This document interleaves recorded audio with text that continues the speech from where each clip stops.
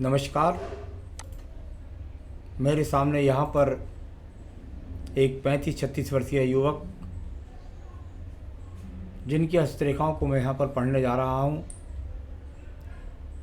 उंगलियों पर किस प्रकार की गतिविधि है, पर्वत इनके क्या कहते हैं और रेखाओं का क्या फल है, ये सब मैं आपको क्रम से बताने वाला हूँ। तो सबसे पहले बात कर लेते हैं यहाँ पर आपकी सबसे छोटी उंगली कनिष्ठा के बारे में। यदि मैं इस उंगली की बात करता हूँ तो ये उंगली अपने आप में सूर्य की उंगली के प्रथम पर्व तक नहीं पहुँची, यानी सही समय पर सही निर्णय नहीं ले पाते ऐसे व्यक्ति। इनको अपने जीवन में संघर्ष करके ये ऊंचाइयों को प्राप्त करते हैं। सरल रूप से इनको सब कुछ पड़ा हुआ नहीं मिलता। संघर्ष करके, मेहनत करके अपने जीवन में आगे बढ़ते हैं और साथ ही साथ जीवन के बड़े निर्णय लेने से पहले कृपया करके घर के बड़ों से सलाह लेकर के या अपने अच्छे मित्रों से सलाह लेकर के ही उन निर्णय को लें, वरना नुकसान होने की संभावनाएं ज़्यादा रहती हैं। चलिए मैं बात करता हूँ इसके बाद में आपके प्रथम पर्व के बारे में। मानसिक पर्व के बारे में यदि बात करता हूँ तो मानसिक स्थिति मजबूत है, किसी तरह के अवसाद के रोग नहीं, किसी तरह की यहाँ पर अगर मैं देखता हूँ तो स्थितियों से लड़ने का, संघर्ष करने की क्षमता पर्व के अंदर है। सेकंड पर्वत होता है झगड़े झंझट के लिए, यानी कि व्यक्ति की प्रवृत्ति कैसी है, क्या वो अपने कार्य क्षेत्र के लोगों से झगड़े करता है, किसी प्रकार से लड़ता झगड़ता है, इस तरह की भी यहाँ पर कोई रेखाएं ज़्यादा नहीं है, हल्की हल्की माइनर रेखाएं हैं। हाँ, थोड़ा मानसिक टेंशन ज़रूर रहती है, चिंताएं कुछ ज़रूर रहती है, जिनके कारण कभी कभार क्रोध में आ जाता होगा। तीसरा पर्व पर भी हल्की माइनस रेखा है, यदि इंक लग जाए तो यहाँ पर धन के आगमन जो हैं वो बहुत अच्छे नहीं हैं, ठीक ठाक यहाँ पर धन के आगमन भी बने हुए हैं। मैं बात करता हूँ आपकी सूर्य की उंगली के बारे में। सूर्य की उंगली का प्रथम पर्व बताएगा यदि इस पर माइनस रेखा लगती हैं तो किस किस तरह के प्रभाव आपके जीवन में आएंगे। नंबर 1, आपको बीपी के रोग हो सकते हैं, वो संभावना यहाँ नहीं। नंबर 2, एक्सीडेंट की संभावनाएं या ज़्यादा एक्सीडेंट ऐसे लोगों के होते रहते हैं, वो भी यहाँ नहीं। नंबर 3, आँखों का रोग, वो भी यहाँ पर नहीं। और बहुत ज़्यादा क्रोध करने की स्थिति के लिए भी यहाँ पर रेखाएं मानी जाती हैं, वो भी यहाँ नहीं है। सेकंड पर्व व्यक्ति के जीवन के अंदर राज्य सरकार से सम्मान प्राप्त करने के लिए होता है। यदि यहाँ पर इंक के आपकी हाथ होता तो निश्चित रूप से उसके अंदर वो रेखाएं आ जाती जो यहाँ नज़र आ रही हैं, जिनके कारण आपको राज्य सरकार से संबंधित लाभ के संकेत नज़र नहीं आते। तीसरा पर्व होता है व्यक्ति को अपने परिवार में अपने पिता के सम्मान का। कुल मिलाकर पिता का सम्मान करने वाले हैं, पिता की के बुढ़ापे तक सेवा करने वाले व्यक्ति हैं। अब बात करते हैं हम आपके यहाँ पर्व की, और वो है आपका शनि का प्रथम पर्व। शनि का प्रथम पर्व पर यदि माइनस रेखाएं हों तो व्यक्ति को निरंतर रोग लगे रहते हैं या स्थायी रोग लगे रहते हैं। अभी यहाँ पर ऐसा कोई योग दिखाई नहीं देता। नंबर 2, व्यक्ति को घुटनों के दर्द, वो भी दिखाई नहीं देता। हाँ, उंगली सीधी है, शनि की ढैया 7.5 में परेशानी थोड़ा सा नीचे वाले बिंदु की वजह से है, लेकिन यहाँ पर कुल मिलाकर यदि देखता हूँ तो अभी किसी रोग के संकेत नहीं है। व्यक्ति थोड़ा खेलों में भी रुचि रखता है, राजनीति में भी रखता है।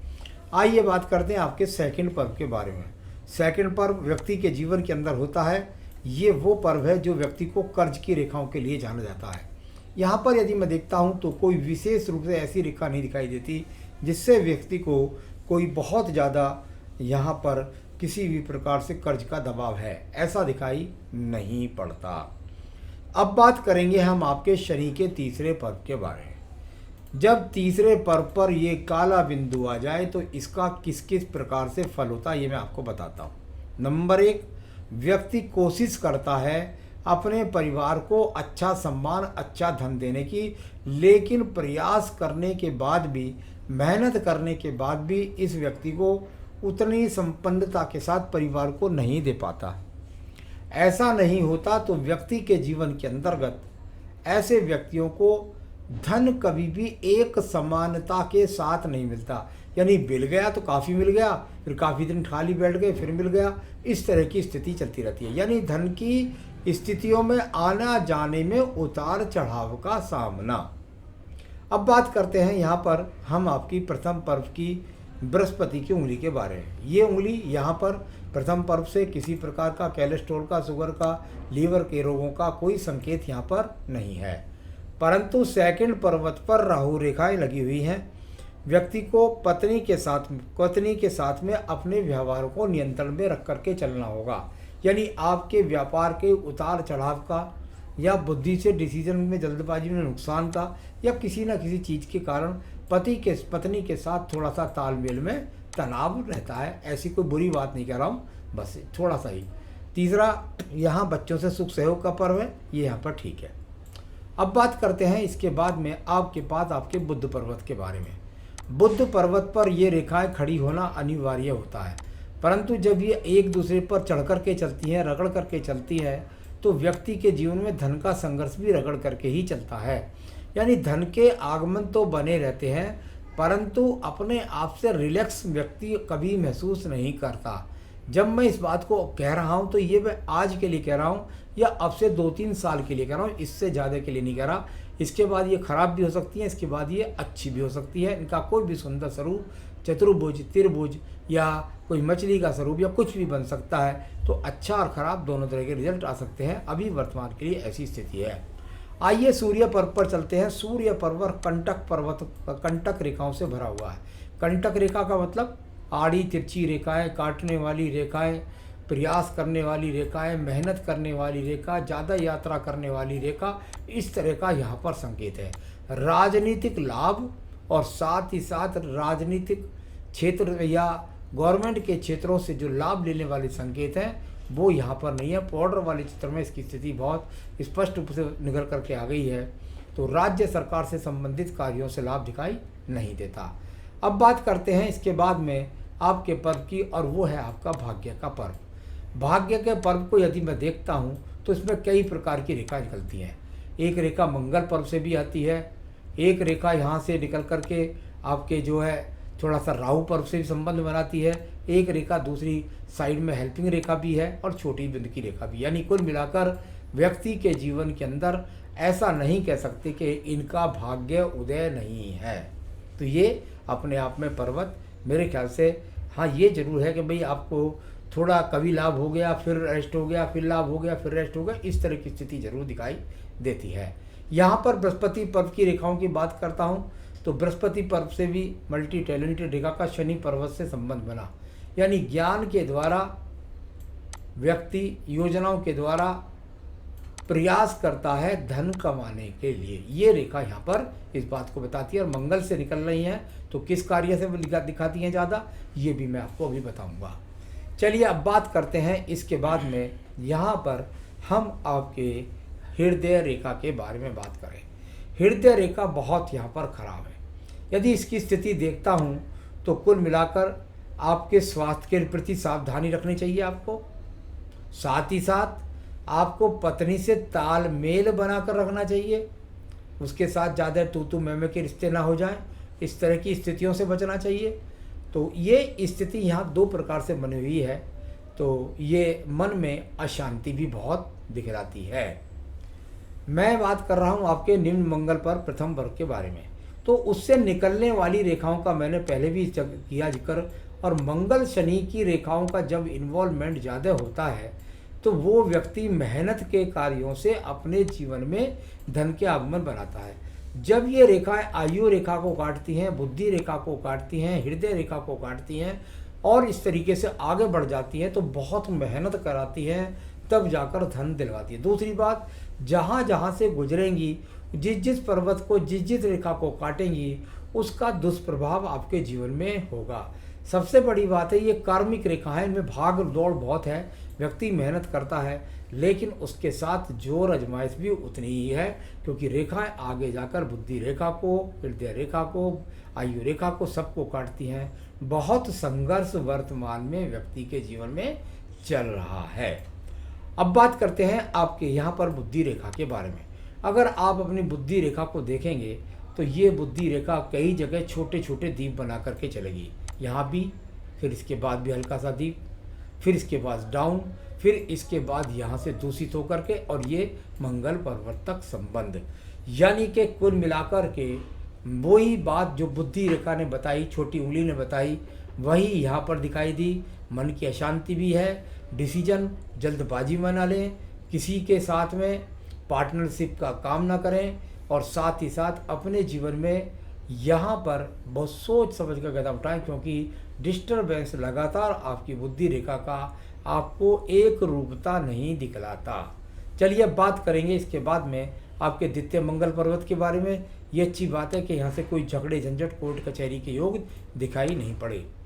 नीचे का चंद्र पर्वत का संबंध यदि मैं देखता हूँ तो जाकर के बहुत ज़्यादा एक तरीके से काट फीट की रेखाएं नज़र आएंगी, कुछ चलने का प्रयास करेंगी, कुछ शनि पर्व को दिखने का प्रयास करेंगी। ठीक ठाक है, कोई ज़्यादा खराब नहीं है, थोड़ा सा मन अशांत रहता है, भाग दौड़ का उतना फल नहीं मिलता। बुध रेखाओं का इन्वॉल्वमेंट देखिए, एक रेखा बुध है, दूसरी बुध रेखा ये, इसके अंदर कटने वाली रेखाएं, और तीसरी बुध रेखा का फिर संबंध, और फिर ये सूर्य पर्व के साथ तीसरी बुध रेखा का संबंध जो सूर्य पर्व के नीचे जाकर रुक जाती है। यानी कुल मिलाकर ये रेखा सूर्य पर्व के नीचे जाकर रुकी। यानी भाग दौड़, स्थान परिवर्तन, एक काम में रुक कर के काम ना करना, थोड़े दिन आराम करना, उसके बाद दूसरे काम में काम करना, इस तरह की बहुत ज़्यादा स्थिति खराब है, जो व्यापार में एक रूपता नहीं दिखला रही है। तो ये सब मैंने यहाँ पर आपकी रेखाओं से अभी बोलता हूँ, और सवालों के लिए तो बिल्कुल अलग से ही सब रूपों को देखा जाएगा। अब बात करते हैं हम आपकी भाग्य रेखा के बारे में। पहले हम भाग्य रेखा को देख लेते हैं। आप देखिएगा, आपको कहीं भी भाग्य रेखा एक रूपता के साथ नज़र नहीं आएगी। यहाँ से चलती है, यहाँ सपोर्ट करती है, फिर इधर दूसरी तरफ चलती है, फिर इसको बीच में राहु रेखाएं काटती हैं। इस तरीके से काफ़ी यहाँ भाग्य आपका साथ नहीं दे रहा है। तो ये भाग्य में उतार चढ़ाव, परिवर्तन, ये इस तरह का बार बार योग यहाँ पर नज़र आ रहा है। अब बात करते हैं आपके शुक्र पर्व के बारे में। शुक्र पर्व संसाधनों का पर्व होता है, अच्छा मकान बनाने के लिए, अच्छा लग्जरियस जीवन जीने के लिए इसको जाना जाता है। यहाँ पर अगर मैं इसको देखता हूँ तो यहाँ ये सामान्य सा पर्वत है, यानी सामान्य संसाधन आपको सब यहाँ पर मौजूद है। कुछ रेखाएं मंगल अंदर की तरफ अच्छी खींची हुई हैं, जो आपके जीवन के अंदर सब मुसीबतों से बाहर निकालने में काफ़ी हेल्प या हिम्मत प्रदान करती हैं।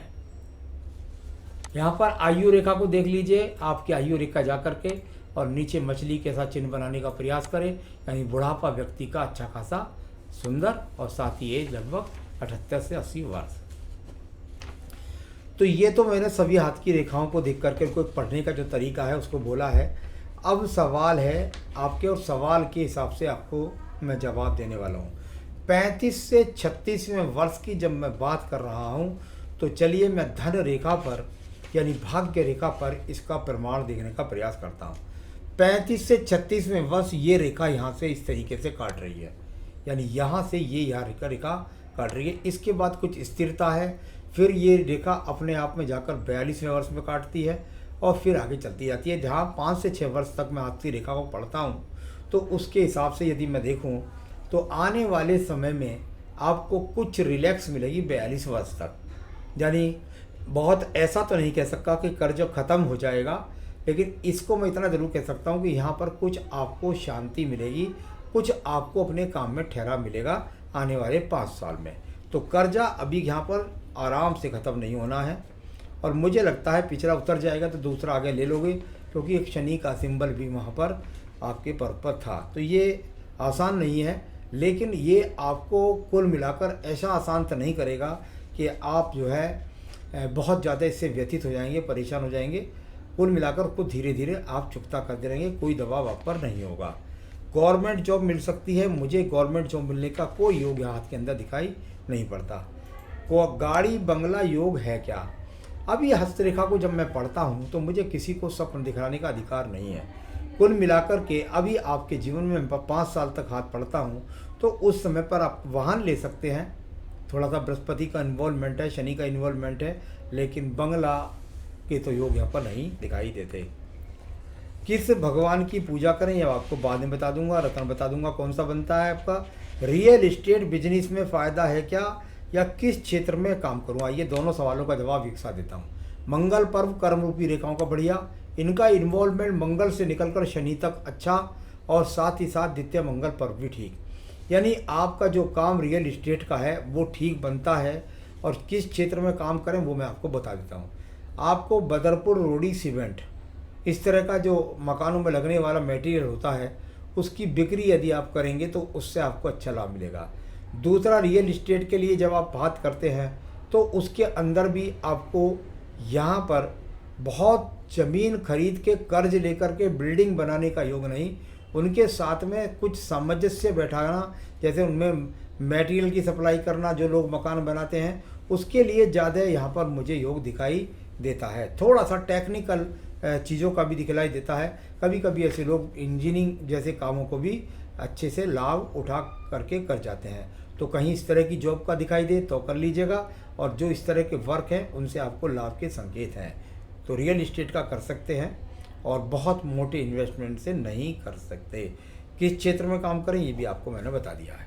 तो अब क्या करें आप, जिससे आपके जीवन के अंदर आप सही तरीके से अपने जीवन को संचालित कर सकें।